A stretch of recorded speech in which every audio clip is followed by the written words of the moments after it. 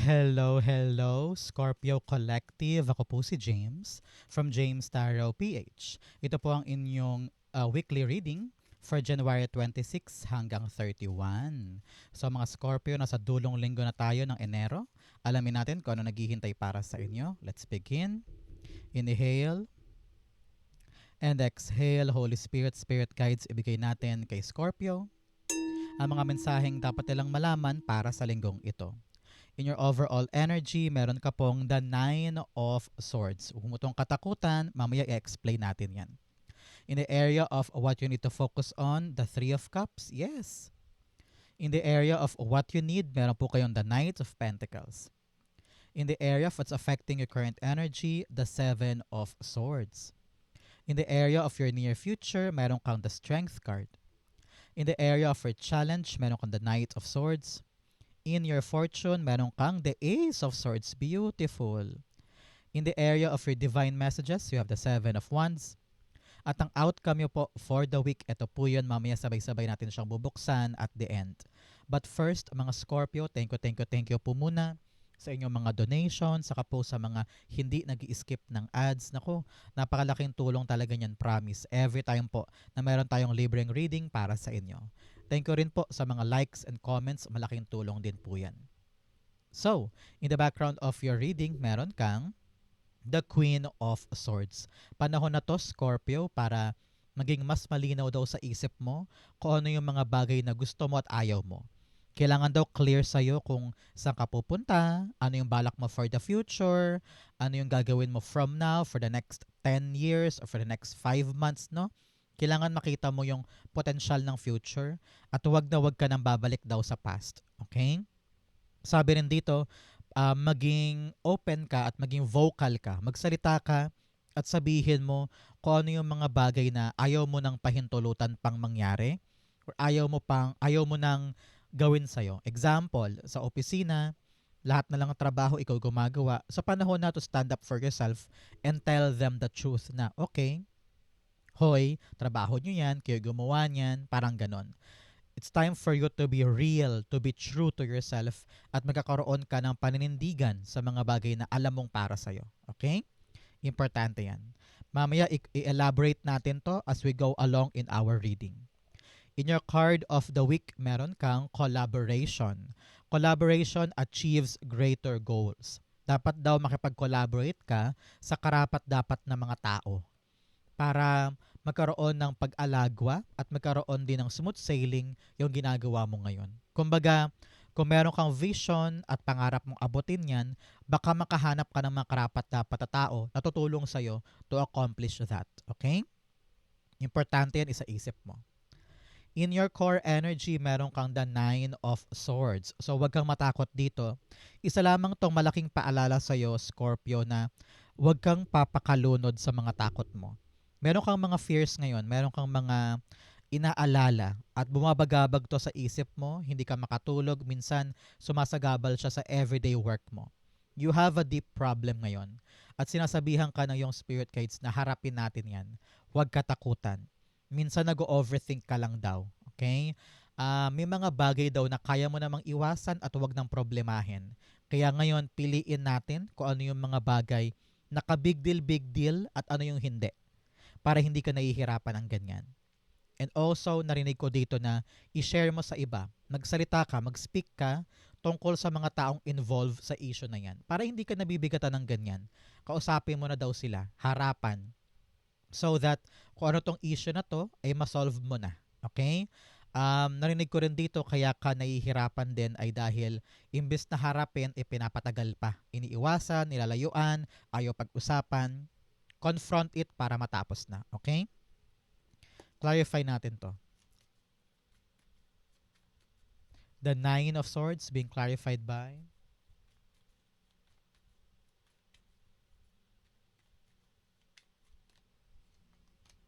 the Queen of Swords. Yes, talagang sinasabihan tayo, Scorpio, ng iyong spirit guides. Magsalita ka kasi, harapin mo kasi. Huwag kang umiyak lang dyan at maupo at magdamdam at maguluhan, mataranta. No. Speak up. Lumapit ka, kausapin mo, i-address mo na yung issue para once and for all, payapa na tapos na. Para maliwanagan ka din. para alam mo kung ano nang dapat mong gawin moving forward with this problem. Hindi pwedeng ikaw lang, sinusolo mo lang yan. No. Other people should be a helping hand para sa'yo. Kaya wag mong sanayin ang sarili na pinapasan lahat mag-isa. Okay? Alalahanin mo yan. So, Scorpio, tanungin kita ngayon, ano tong pinoproblema mo? I-comment mo na sa baba para ma-solve na yan. I-comment mo, I claim, I manifest na yung problem ko sa blank, ay masolusyonan ko na para makalarga na ako. Parang ganyan. Okay? Very important yung para sa'yo. In the area of what you need to focus on this time, meron kang the Three of Cups. Kailangan mo mag-focus ngayon sa bonding time with friends and family. Kaya ka nabuburyong dito, kaya ka sobrang nalulunod sa problema kasi wala kang mahingahan. Wala kang time to recharge or bumitaw or makahinga. No? Sabi dito, go out. Kapag may nagiya sa'yo, labas ka. Go, push, enjoy your life. Bond with family and friends. Kahit videoke man lang yan or inuman sa kanila or mag-shopping ka o di kaya labas kayo ng kapatid mo. Anything na magpapadetach sa'yo sa problema, gawin mo ngayon para talagang lumuwag ang damdamin. Nakita ko rin dito, you will have a moment na magkaroon ng heart-to-heart talk with your special friend or with your kamag-anak, and this conversation, magpapalakas to ng loob mo para lumiwanag ang isip sa mga dapat gagawin. Okay? Huwag kang mag-alala, parehong lumabas si Queen of Swords dito sa iyong reading, sinasabihan ka na darating din sa iyo yung clarity para magawa mo yung best move sa problemang ito. So, malalagpasan mo yan, huwag kang mag-alala, okay? Kaya ngayon, have fun, relax, and tanggalin mo muna sa sistema mo, parandalian yung problema, para makapagpahinga ang utak mo at katawan mo. Okay? The Three of Cups being clarified by you have the Eight of Cups. Yes, alis ka muna, detach ka muna, larga ka muna, hanapin mo muna yung magpapaligaya sa'yo. Meron sa inyo, parang balak magbakasyon muna, arerenta muna ng isang cottage para doon muna mag-swimming, para kahit mga 2 araw man lang mapahinga ka, parang ganon. For others, parang ayaw mo munang buksan ng phone mo pag weekend. Sabi mo, ay, ayoko muna harapin yung issue na yan. Mag-e-enjoy muna ako dito sa bahay. Kakanta muna ako sa videoke ko. Mga ganon. So, learn to really move away. Panandalian lang to ha. Detach yourself. Mag-avoid ka muna panandalian para makaluwag. Para makapag-recharge. Pero, babalik pa rin tayo ha. Yun ang importante. Babalik ka pa rin kapag okay na para maasikaso mo yung dapat asikasuhin. Hindi kita pinapayuhan para lumayo sa problema. Lalayo ka lang panandalian pero babalik pa rin. Pero now, pag bumalik ka na, maliwanag na sa'yo kung ano dapat mong gawin. Parang ganun. Okay? In the area of what you need, you have the Knight of Pentacles. Ngayon, kailangan mo magplano. Plano kung paano to sosolusyonan. Plano kung paano to tatapusin sa buhay mo. Hindi pwedeng pabigla-bigla. Hindi pwedeng, ito naisip ko today, yan na yun. No. This is gradual.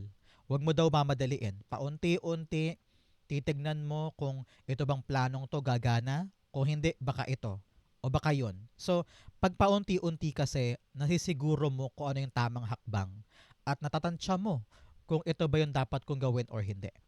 Careful planning, slowly but surely, is really what works with you. No? So ngayon sabi na yung spirit guides na kapag may plano, plantsahin, siguraduhin, i-double check para pag hinakbangan mo na, walang delay. Okay? Clarify natin siya. The Knight of Pentacles being clarified by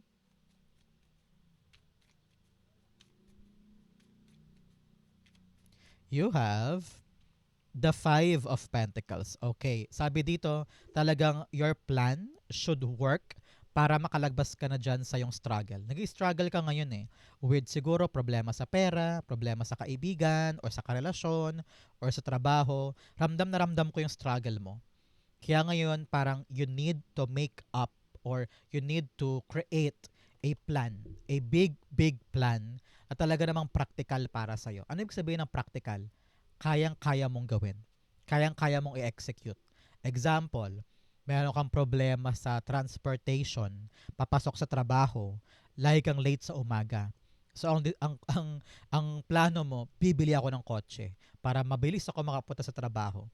eh wala ka namang ipon. Paano ka makakabili ng kotse? So mali yung plano, hindi practical. So ang plano, aaga ako ng gising para maaga ako makaalis, makaiwas ako sa bigat ng traffic. So, yun ang practical na paraan para ma-solve yung struggle. Parang ganon. So now, kailangan talaga swak yung plano sa struggle mo ngayon. And mula doon, itrabahuhin mo yan, laksan ng loob para matapos, makawala ka sa struggle mo na yan this time. Okay? But most definitely, kayo din po yung pinapayuhan na kung merong pwedeng hingaan ng tulong or payo, kunin mo para mas tumibay itong plano mong ito. Example, tulad ng alimbawa, pangarap mong pumunta sa London, gusto mo na doon magtrabaho, no? So, syempre, nahihirapan ka ngayon with the documents, with the exams, ganyan-ganyan. So, para tong plano mong to ay talagang bulletproof at talagang foolproof, no? Kailangan mo maghanap ng someone na magpapayo sa'yo para tong plano mong to ay maganda at saka doable. Okay? Because other people's help talaga namang malaking kaginhawaan yan ang dulot niyan para sa'yo. Okay? So, isa-isip mo yan. In the area of what's affecting your current energy, meron kang the Seven of Swords. Si Seven of Swords, sinasabihan dito ng yung spirit guides na huwag ka nang umiwas. Huwag ka nang umiwas sa issue. Huwag ka nang umiwas sa problema. Harapin na yan. Sinasabi ko nga kanina, kung kailangan mo munang magbakasyon or mag-bonding time with friends and family, go. Pero babalik ka pa rin para harapin to. Kasi hindi mo to kayang takasan. Hindi mo to kayang bitawan na lang or itapon na lang bigla. Kasi babalik at babalik yan. Kaya importante para sa iyo, Scorpio, is to find new solution. Find new ways para this time, pag hinarap mo na tong problemang to, tapos na siya. Kasi yung mga dati mong atake, hindi na siya gagana ngayon eh. Kailangan dito makabago. Okay? Para sure ball, malinaw na yung future at makalarga ka na. Okay? Clarify natin siya. The Seven of Swords being clarified by... Oops, tumilapon. Yes, the Six of Swords. Tingnan mo naman, yung parehong image. Magkaibang direksyon silang pumupunta. Ito patungo dito, ito dito. Sinasabihan ka na, harapin na natin, mag-move na tayo patungo sa ating mga problems para once and for all makalaya ka na. Kasi kakaiwas mo, lalong tumatagal yung problema dito. Now, partneran natin to ng clarity of the mind. We need to be decisive. We need to be action-oriented. Pag andito ang problema, upuan para once and for all makapag-advance ka na. Okay? Sabi dito, kaya daw tumatagal ang problema sa'yo kasi nga inuupuan mo lang. Hindi mo siya hinaharap talaga. Now, na nag-usap pa tayo today, you need to really put in your mind na yung problema ko ngayon, haharapin ko na ito. At hindi ko na siya kayang takasan pa because kapag hinarap ko siya, doon lang talaga ako makakaabante. Okay? In the area of your near future, meron kang the Strength card. Eto ka, talaga nagpapakatibay ka, nagpapakatatag ka, at kitang-kita ko na kayang-kaya mong panghawakan kung ano man tong issue na to. Okay? You don't need to be afraid. You don't need to be startled dyan. Kasi nakita ko na kapag inaksyonan mo na, you will realize na parang, ay, kaya ko pala to. Bakit ba ako nagpakatakot doon? Bakit ba ako nagpakahirap dito? Bakit pa ako umiwas sa umiwas? Kaya ko naman pala to. Parang ganon. You will realize that in the near future. And malinaw na sa'yo na, alam ko na diskarte ko dito. Alam ko na atake ko dito. Kayang-kaya ko to. So, kumbaga, there's this element of relax, magaan, hindi ka taranta, hindi ka aligaga, hindi ka puro worry or stress because you know now how to handle this problem. Makakaisip ka ng diskarte kung paano to aatakihin na ikaw ang panalo sa huli. Okay? Napakaganda niyan. Clarify natin. The Strength cards being clarified by the Magician card. Okay, Magician card here giving you the assurance na kaya mong i-manifest yung kasagutan sa problema. Kaya mo talagang dalhin sa yung reality yung balak mong gawin o yung wish mo, no? Here, with the Magician card clarifying our Strength card, you have the ability para masolusyonan ito. Kung noon nahatakot ka na parang hindi ko ata kaya, sabi nga ni Jessa Saragosa, parang hindi ko ata kaya. Pero here, napatunayan mo na kaya mo. You have the enough experience, you have the enough wisdom para ito'y harapin at para ito'y matapos. Kumbaga, in the end, you will realize, kinaya ko, nakaya ko, and I made it happen for myself. Kung ano man tong kasagutan sa problemang yan na kinakaharap mo, because gentle yung approach mo, hindi mo nilabanan ng apoy yung apoy, talaga namang tsinaga mo siya, heto ka, getting the manifestation that you want out of this problem. So congrats po, i-claim mo to para sa'yo to, manifestation coming in dahil pinagtibayan mo ang loob mo at nagawa mo siya. Congrats, congrats, it's yours. In your challenge for the week, meron po kayong Spirit Awakening and Wounded Healer. Sabi dito, kailangan mo daw gisingin ang iyong spiritual na kapangyarihan. You need to meditate, no? Kung ano man yung mga nasa intuition mo, sundin mo yan. Malakas ka, magaling ka, trust yourself. Pero ngayon, para lumakas yung spiritual mong power, kailangan mo daw munang maghilom, Scorpio, sa mga bagay na nakadurog sa'yo in the past. Lahat ng heartbreak, lahat ng pain, sorrow, rejections, resentment, lahat yan paghilumin mo. Para pag naghilom ka na, makita mo na talaga yung true purpose mo at magkaroon ka ng lakas ng loob na tulayan siya. Okay? In your challenge, meron kang the Knight of Swords. Si Knight of Swords, sinasabi na yung spirit guides, napakasimple. Huwag pabara-bara ng desisyon. Tingnan mo naman siya. So good siya ng so good kahit hindi naman niya iniisip mabuti yung kanyang ginagawa.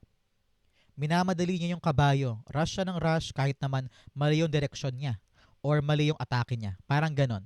So, napakalinaw na lesson to para sa'yo, Scorpio, na in everything that you're doing, think first and never rush. Okay? Wag na wag magmamadali sa kilo, sa salita, sa reaksyon para hindi ka magkamali. Para din hindi ka magsayang ng oras at pagod. Okay? The Knight of Swords being clarified by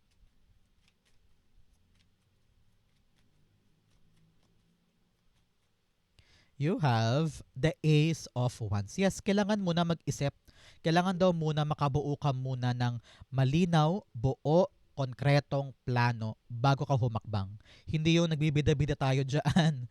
Nasusugod na lang tayo porque meron tayo naisip yun na yun. No. Hayaan mo munang maluto, hayaan mo munang mahinog yung plano, yung idea bago ka humakbang. Para hindi ka rin magsisi sa huli na bakit ko ba ginawa agad yun? Bakit ba ako umuo doon agad? Bakit ba ako pumayag doon agad? Hindi pa naman pala ako sure. So, now, make up your mind first. Kapag may plano, kapag may idea, kailangan mo nang kalkalin. I-research muna kung legit, kung okay ba, kung matibay ba, bago natin ihakbang. Para wala tayong pagsisisihan sa huli. Okay? In your fortune, meron kang fellow travelers, support is all around you. Meron daw support ang naghihintay sa'yo. May mga tao talagang gagabay sa'yo para asikasuhin to. Hindi ka nag-iisa sa laban na ito. Okay? So now, with the help coming in, tanggapin mo yan para mas tumibay at mas lumakas yung plano mo moving forward. Okay? You also have vast vistas, expand your horizon. Palawakin ang isip, palawakin ang mundo para makita mo yung iba't ibang options at maging mas malinaw sa'yo kung saan ka pwedeng pumunta o kung ano pa yung mga potential moving forward. Kapag kasi maliit lang yung tingin mo sa isang microscope, maliit lang din yung mga naiisip mong potential. Pero kapag nilakihan mo ang pananaw mo, ang mga mata mo, makita mo na, ay, pwede pala ako doon. Ay, pwede pala yun. Ito, pwede pala yan. So, dumadami ang pwede mong gawin. Kaya, palawakin mo ang lahat sa isip mo at sa pananaw mo. Okay? In your fortune, meron kang the Ace of Swords. Si Ace of Swords, sinasabi dito, Scorpio, na yung spirit guides na panahon to para maipanalo mo yung laban. Ito yung problema mo. Okay? Kapag nahanap mo yung solusyon at naliwanagan ka na, ending na ito. Ending na to ng problema. Kaya ngayon, the broader the mind gets, the better. Kasi mas lalabas yung mga potential na outcome na pwede mong piliin. Okay? Now, kailangan more than ever maging mas matapang ka ngayon. Palaban, susugod, aaksyonan. Hindi pwedeng, ay bukas na lang po, ayoko munang isipin. Ay sige, upuan na lang natin yan. Tara pag-usapan na natin. The more you communicate with other people, the better. Kasi doon ka makakalikha ng better plan or better solution sa ginagawa mo ngayon. Nahihirapan ka na at ramdam ko na clouded ng isip mo, nahihirapan ka na mag-isip. Kaya with the help of these people na sinabi ko kanina, the help and the core group mo, yung mga support system mo, they will give you the boost na parang, okay now.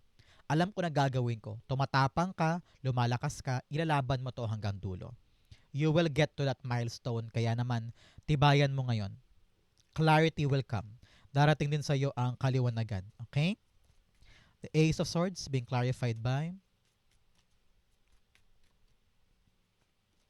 the Emperor card. Yes, ngayon talaga makabuo ka na ng malinaw na strategy at tatapang ka na para ihakbang siya. Narinig ko dito na merong tutulong sa iyo na isang wais na tao. A very, very wise man, very accomplished, marami ng pinagdaanan sa buhay, and this person will help you manage this issue para mapanalo mo na at malagpasan mo na yan. Ngayon, sinasabihan ka ng yung spirit guide Scorpio na makinig ka sa kanyang payo. Kasi siya, marami na siyang naranasan, gets na niya ang issue mo. So listen to that advice, sugsugin mo para magkaroon ka ng malinaw na path para sa victory na ito. Okay? For other Scorpio po dyan, kayo po yung tinatawag ngayon na yung spirit guides na maging wais. Maging wais at sigurista sa bawat hakbang. Okay? Huwag kang mag-alala. Kapag naliwanagan ka na sa tamang hakbang, mababalik mo na yung control at order sa buhay mo this time. Hindi katulad dito na sobrang gulo, sobrang problema. Ngayon, kayang-kaya mo nang panghawakan lahat and everything now is in order in your life. Congrats po. I-claim mo to para mapunta sa'yo. Babalik na sa kahusayan, katiwasayan yung buhay ko. Everything now is in my control. Okay? Comment mo yan, it will be yours. In your divine messages, meron kang nothing is yet set in stone. Yes, itong problemang to, wag mo masyadong dibdibin. Hindi pa ending ng mundo at hindi to permanente. Temporary problems lang yan na kayang-kaya mo lagpasan. Okay?